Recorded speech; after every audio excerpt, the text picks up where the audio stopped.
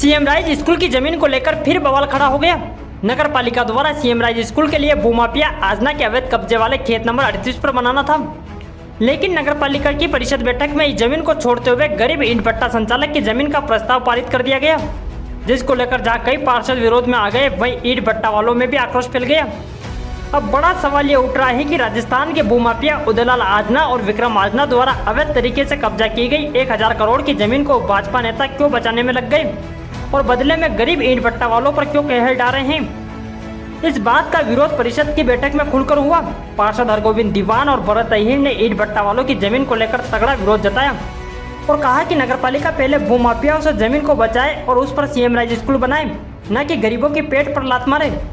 हमने CM rise school का विरोध नहीं करा है, केवल स्थल जो आज जो प्रस्ताव आया था कि ग्वालटोली की जो सर्वे क्रमांक 354 की जो भूमि है, जहां 100 वर्ष से भी अधिक पूर्व समय से जो वहाँ प्रजापति समाज, ग्वाला समाज व अन्य समाज के जो 125 परिवार है, जो वर्षों से वहाँ ईंट भट्टा, कोई मूर्ति बनाने का काम, कोई दिए बनाने का काम करता आ रहा है। तो ऐसे में उनका जो मामला अभी हाई कोर्ट में विचाराधीन भी है, उनके कागज़ भी मैंने यहाँ दिए और ऐसे में उनको बगैर जानकारी दिए और इस तरह परिषद में इस तरह का प्रस्ताव लाकर कहीं ना कहीं उनके लिए न्याय संगत नहीं होगा।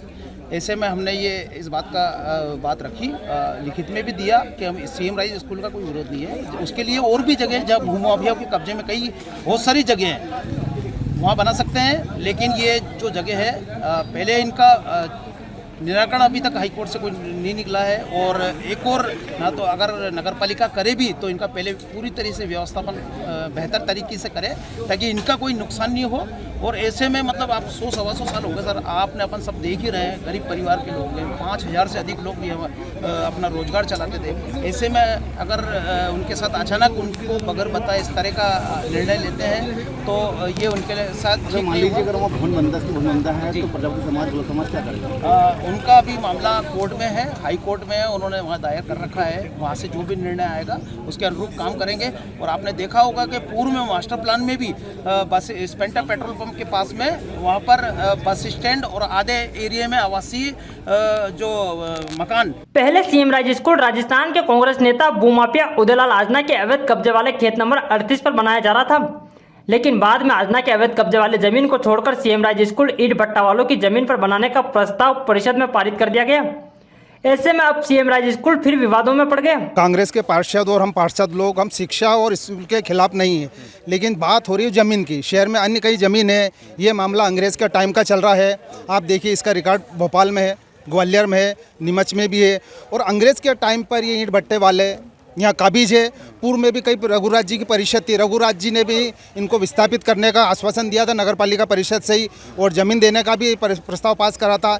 ये मामला न्यायालय में प्रकरण है, मतलब उनकी अगर वो अपील करने का उनको भी अधिकार है, सबका अधिकार है। अगर कहीं हार भी जाते हैं तो अपील करने का उनका अधिकार है। तो अब नगरपालिका बिना पूछे बिना राय सलाह करे है, उन्होंने क्या परिषद में मामला लिया है, तो हमने इसका विरोध करा कि भैया आप उनकी भावना को कदर करो। आज जैसे ईंट भट्टे वाले हैं, उनके साथ उनका पूरा परिवार जुड़ा हुआ है। ईंट भट्टो परिवार के साथ में ग्रामीण क्षेत्र के ग्रामीण क्षेत्र जो अंचल है, करीबन 4-5 हज़ार व्यक्ति हैं। ग्वालटोली के अलावा ग्रामीण क्षेत्र के जितने भी अंचल के लोग आते हैं, वहाँ सुबह काम करने आते हैं, उनकी जीविका उसी से चल रही है।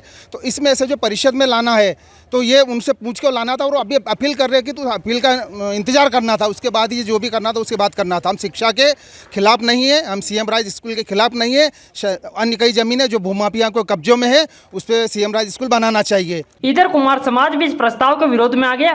कुमार ईंट भट्टा समिति द्वारा मामला हाईकोर्ट में लंबित होने का हवाला देकर कलेक्टर को प्रस्ताव रुकवाने के लिए आवेदन दिया गया। वहीं गरीब ईंट भट्टा वालों की जमीन बचाने के लिए राष्ट्रपति से लेकर प्रधानमंत्री और मुख्यमंत्री तक को पत्र लिखे गए। इस जमीन पर करीब 5000 से ज्यादा ईंट भट्टा वाले काम करते हैं और उनका घर चलता है। ऐसे में बड़ा सवाल उठ रहा है कि गरीब ईंट भट्टा वालों पर कहर ढाकर भाजपा नेता कांग्रेस के भूमाफिया नेता आजना की अवैध कब्जे वाली जमीन को क्यों बचाने में लग गए।